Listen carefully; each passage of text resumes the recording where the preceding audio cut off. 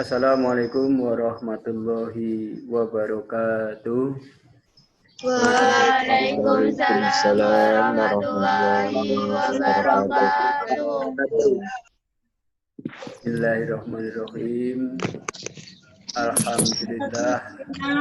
Wassalatu wassalamu ala rasulillah amma ba'da.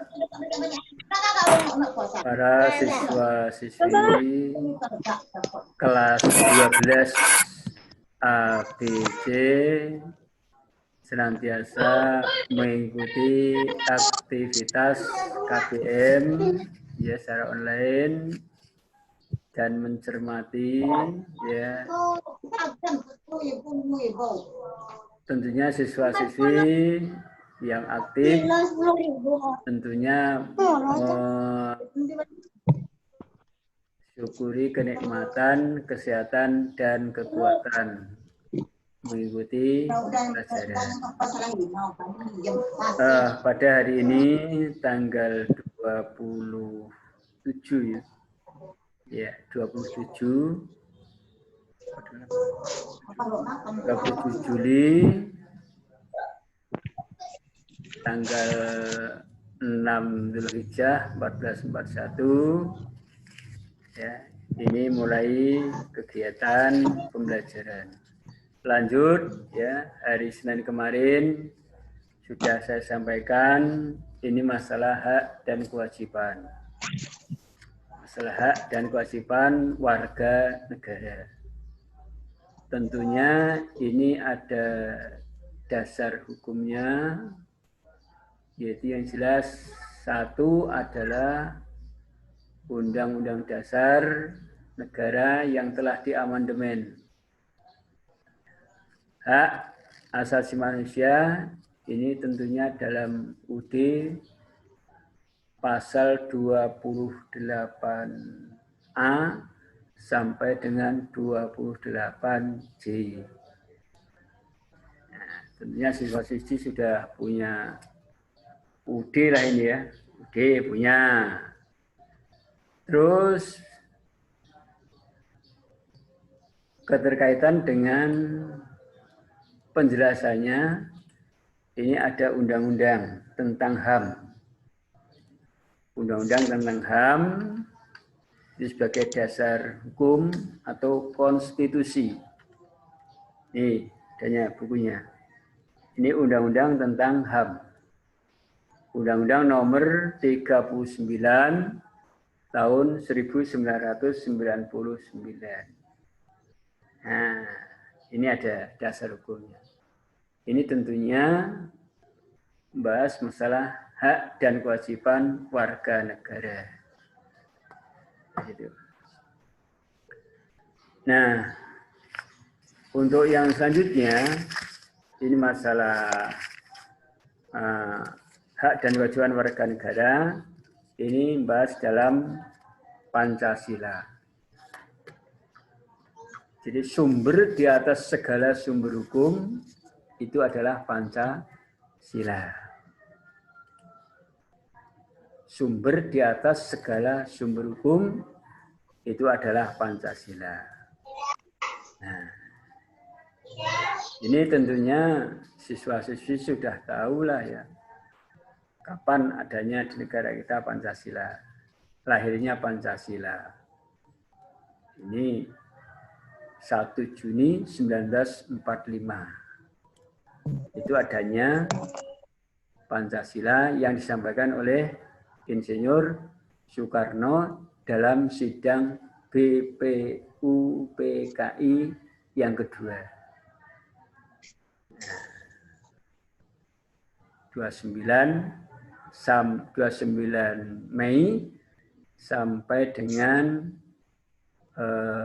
1 Juni. Itu sidang BPUPKI. Nah, jelas Pancasila ini masuk dalam pembukaan UUD alinea keempat. Di dalamnya ada Pancasila. Jadi Pancasila itu sebagai dasar hukum Pancasila sebagai pandangan hidup bangsa, way of life. Juga Pancasila sebagai filter, penyaring, menerima budaya dari luar negeri, tapi ada filternya. Cocok enggak dengan Pancasila? Sesuai enggak dengan Pancasila? Ya, itu kaitannya hak dan kewajiban warga negara dalam nilai dasar sila-sila dalam Pancasila. Ya, ini sudah ada dasar hukumnya bahwa negara kita ini punya hak untuk merdeka sebagaimana disebutkan dalam pembukaan UUD alinea pertama. Ini mempunyai hak untuk kemerdekaan karena dalam UUD itu ya penjajahan di atas dunia itu harus dihapuskan karena tidak sesuai dengan pri kemanusiaan dan pri keadilan.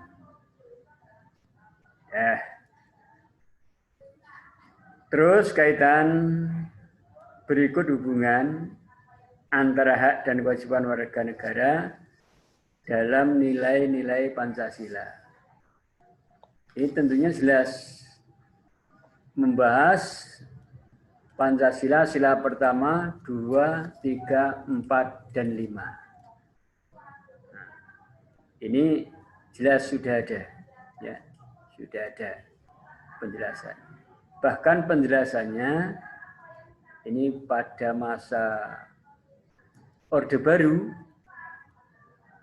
ya, ini ada V4,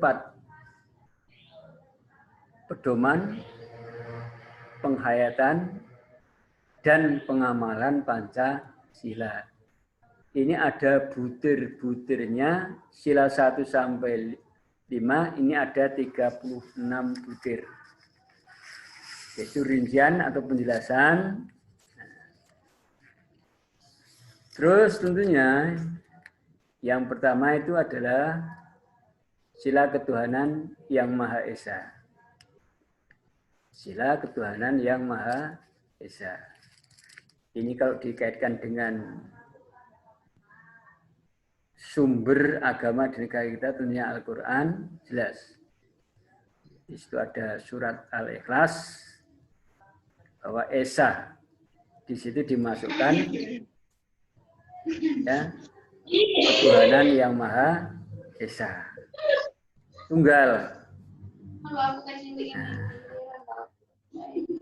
Juga dengan surat yang lain, surat Al-Baqarah itu, dan Tuhanmu adalah Tuhan yang Esa. Nah, tentunya ini ya, kita syukuri di negara kita sudah negara yang religius. Negara yang religius, beragama, mayoritas beragama Islam dari jumlah penduduk yang jumlahnya 264 juta dalam hasil sensus penduduk. Nah, jadi negara kita ini sesuai dengan sila pertama, negara yang religius, negara yang beragama, mayoritas beragama Islam. Jadi kalau dijumlah secara internasional, penduduk dunianya ada 7 miliar. Tapi jumlahnya umat Islam itu 1,5 miliar. Nah, banyak yang non-muslim. Ya, itu sila ketuhanan yang Maha Esa. Sekarang sila yang kedua, ini kemanusiaan yang adil dan beradab. Ya, manusia yang adil dan beradab, bahwa manusia itu makhluk yang paling mulia, punya harkat dan punya martabat. Enggak, ditulis, bukan ngapalin. Ini yang diterapkan dari sila kedua ini, mengembangkan sikap tenggang rasa agar tidak berbuat semena-mena terhadap orang lain. Dilarang menjemur baju di asbes. Nah, itu sila kedua, kemanusiaan yang adil dan beradab. Sila yang ketiga, ini kalau keterkaitan dengan sila ketiga, ini warga negara, ini harus cinta tanah air. Cinta tanah air itu adalah sebagian dari iman. Ya. Hubul waton minal iman. Cinta terhadap tanah air itu adalah sebagian dari iman. Ini sila ketiga. Ya, sila ketiga, cinta tanah air ini bagian dari iman. Hubul waton minal iman. Cinta. Nah, terus sila yang keempat ini menunjukkan bahwa negara kita ini adalah negara yang demokrasi. Ya, demokrasi. Demokrasi apa? Demokrasi Pancasila. Ya, negara kita yang demokrasi, demokrasinya demokrasi Pancasila. Tentunya ini tentu adanya musyawarah untuk mencapai mufakat. Mencapai mufakat. Ya. Di mufakat. Terus mengutamakan musyawarah dalam setiap pengambilan keputusan. Di negara kita secara lembaga ini ada musyawarah. MPR, DPR. MPR dan DPR tentunya ada musyawarah. Diambil keputusan dengan suara yang terbanyak. Nah, ini ada kesepakatan. Musyawarah tentunya keterkaitan dengan nasional di negara kita. Ya, itu kaitannya dengan musyawarah ya dalam pengambilan keputusan dalam masalah. Terus yang selanjutnya sila kelima. Saya yakin udah hafal semua lah. Itu garis bawahnya sila kelima itu mewujudkan keadilan dalam kehidupan bermasyarakat meliputi Ipolek Sosbud Hankam. Ipolek Sosbud Hankam. Ideologi, politik, ekonomi, sosial, dan budaya plus Hankam. Hankam, pertahanan dan keamanan. Termasuk ini warga negara, ini ya, tentunya menanamkan rasa cinta terhadap bangsa. Ini dalam melaksanakan di negara kita ini adalah melaksanakan pembangunan. Kalau pada masa Orde Baru ada Repelita, rencana pembangunan 5 tahun. Ada pembangunan PJP, pembangunan jangka panjang. Kalau Repelita 5 tahun. Kalau PJP, pembangunan jangka panjang.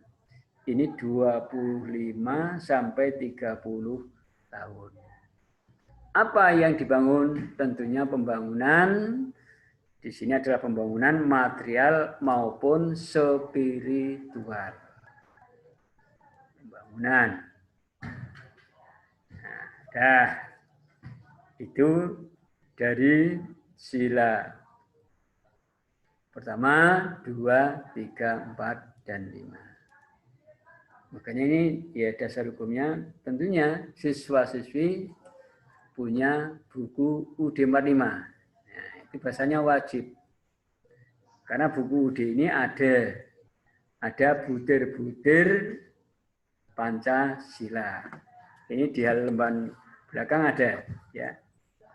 Di buku UD itu. Dah. Terus yang berikutnya ya, selanjutnya ini hak dan kewajiban warga negara dalam nilai sila-sila Pancasila. Hak dan kewajiban. Ya, bahas masalah hak dan kewajiban warga negara.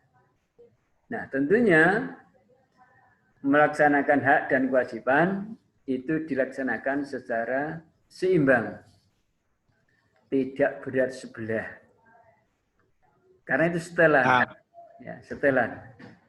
Hak dimiliki manusia sejak begitu lahir punya hak, kewajiban sesuai dengan kembangan umurnya. Ini lebih apa nih dia? Nah, hak dan kewajiban dalam sila-sila Pancasila ini, Pancasila dapat dilaksanakan dalam kehidupan sehari-hari. Kalau pada masa Orde Baru itu ada istilah penataran P4. Dulu pada masa Orde Baru. Penataran Apa P4, Pak? P4. Pedoman. P4 itu apa, Pak? Pedoman. P4 itu pedoman, penghayatan, dan pengamalan Pancasila. P4. Pedoman. Oke. Pedoman. Ya. Pedoman, penghayatan, dan pengamalan Pancasila. Bahkan ya P4 itu dibina oleh BP7. BP7. Artinya, Pak? Pendidikan pelaksanaan. Nah, 3 itu. 3. P-nya 3. Badan Pendidikan Pelaksanaan Pedoman Penghayatan dan Pengamalan Pancasila.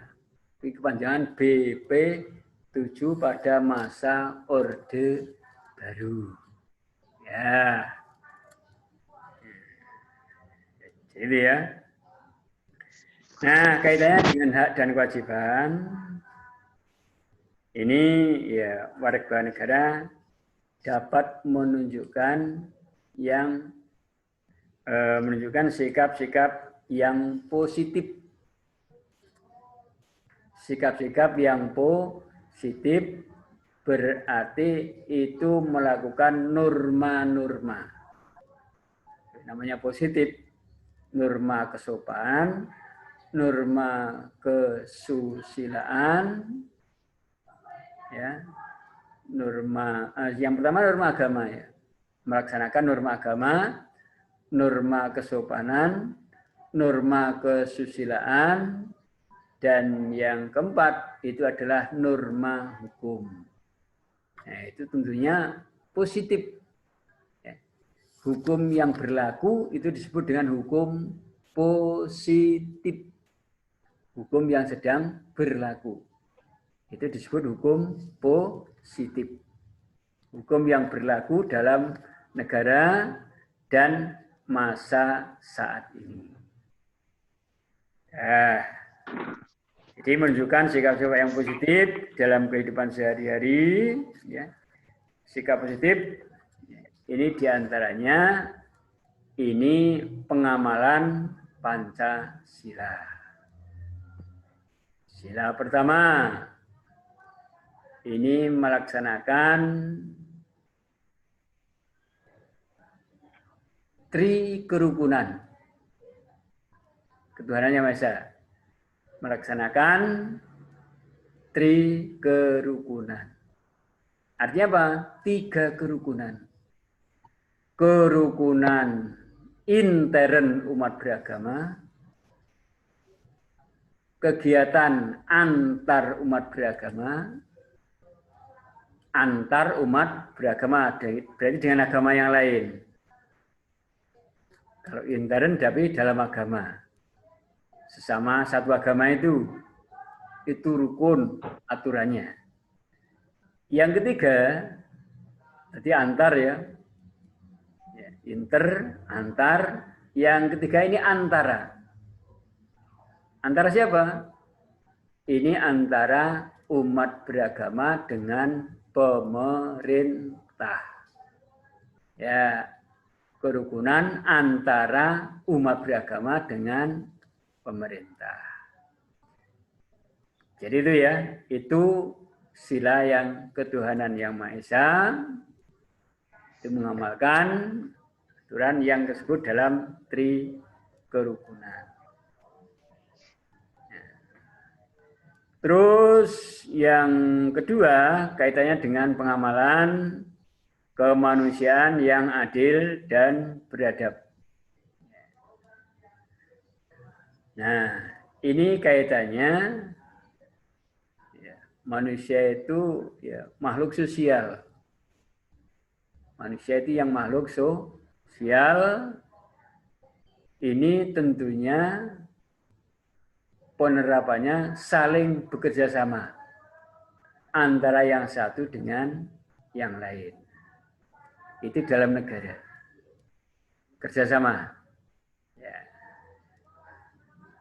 Sama dengan, bahkan ini tidak hanya dalam antara sama manusia di negara kita, bahkan itu ya secara internasional.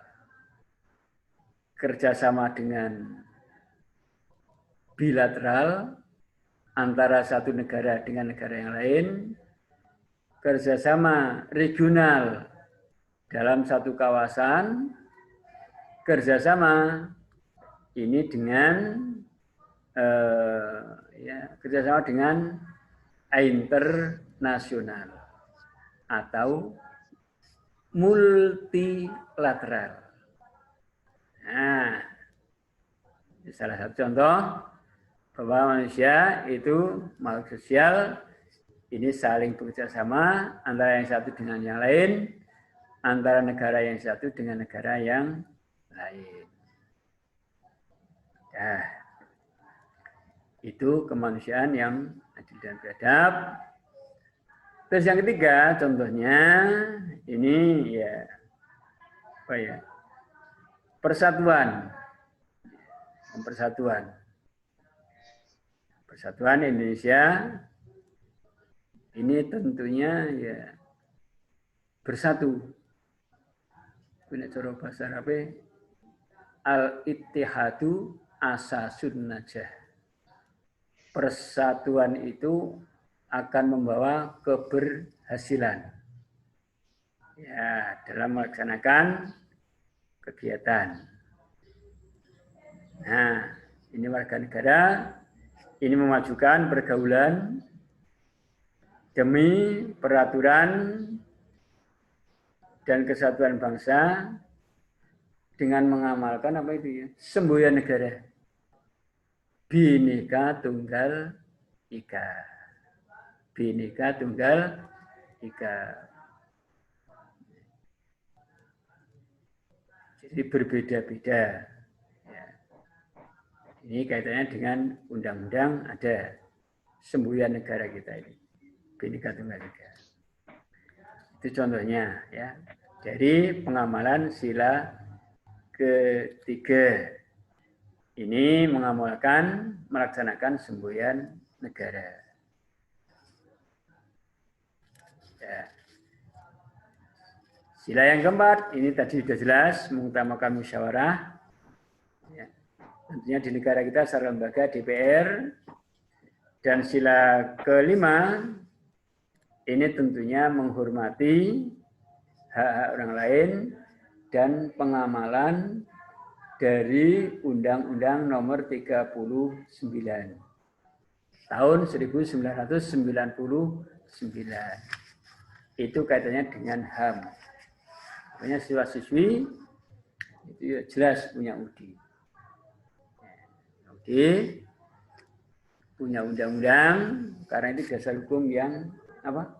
Konstitusi. Hukum yang tertulis.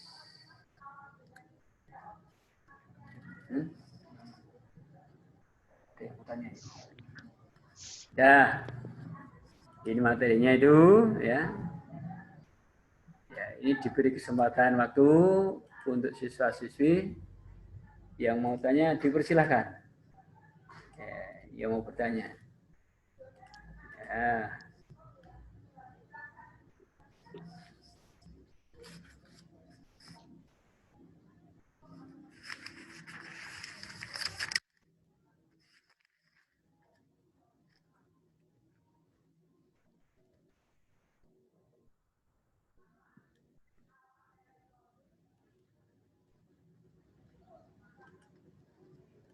Ya.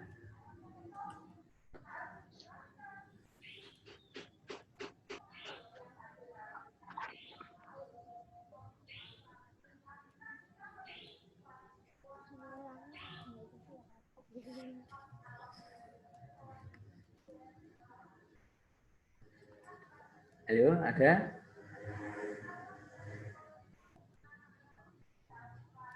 Dipersilakan ya.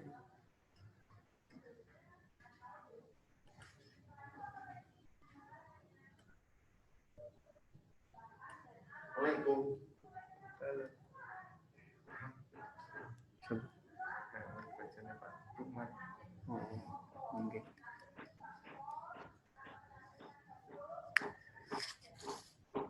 Dipersilakan. Yang mau tanya?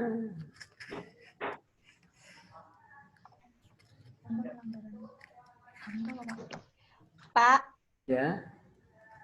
contoh pelanggaran HAM itu apa? Pelanggaran HAM. Ya. Contoh pelanggaran. Contoh pelanggaran. Ya. Ini contohnya pelanggaran hak warga negara. Misalnya ada seorang warga negara yang ditangkap. Ya.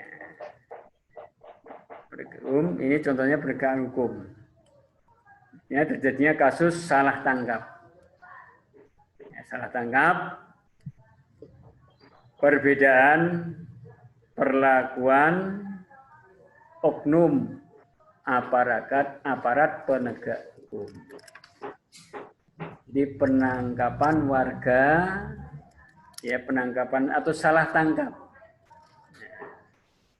Atau ya contohnya pelanggaran hak itu mengatasi sesuatu ya dengan main hakim sendiri.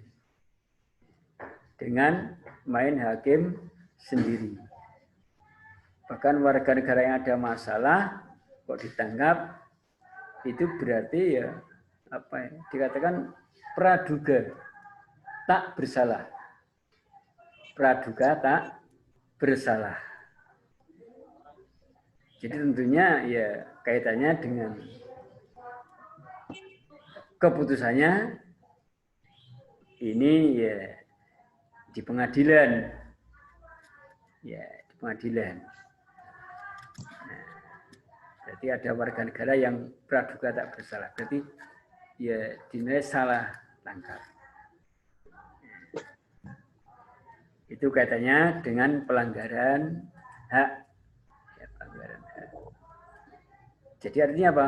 Pelanggaran-pelanggaran hak ini tidak sesuai dengan aturan-aturan yang tertulis. Ya, ada lagi?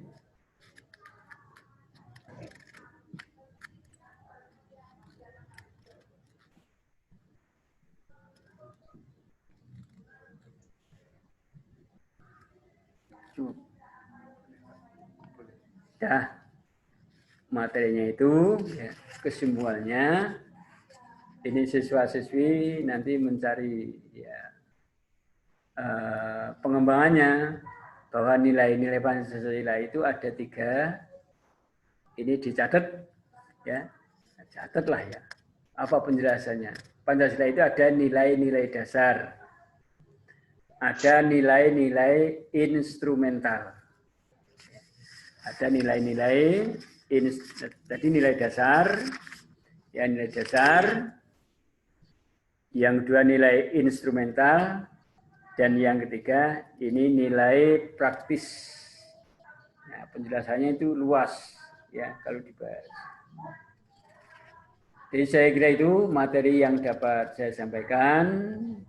Tentunya siswa-siswi ya ada ilmunya, tentunya ilmu yang manfaat bagi dirinya sendiri dan juga bagi orang yang lain.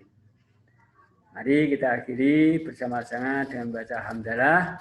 Alhamdulillahirrahmanirrahim. Allahumma fiqh lakum tarik. Wassalamualaikum warahmatullahi wabarakatuh. Waalaikumsalam.